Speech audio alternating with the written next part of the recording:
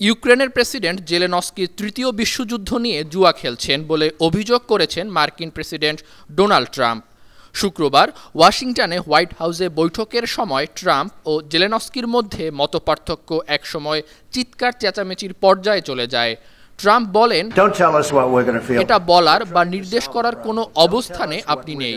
আপনি কি করছেন মনে রাখবেন। আমরা বুঝতে পারি নির্দেশ দেওয়ার মতো আপনি কোনো অবস্থানে নেই।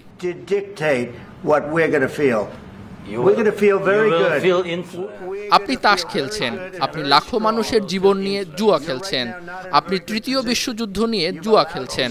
আপনি যা করছেন তা দেশের জন্য খুবই অসম্মানজনক।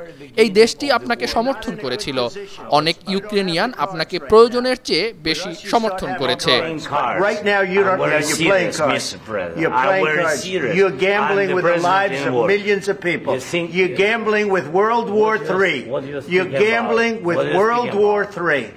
And what you're doing is very disrespectful to the country, this country, that's backed you far more than a lot of people said they should have. Have you said thank you once?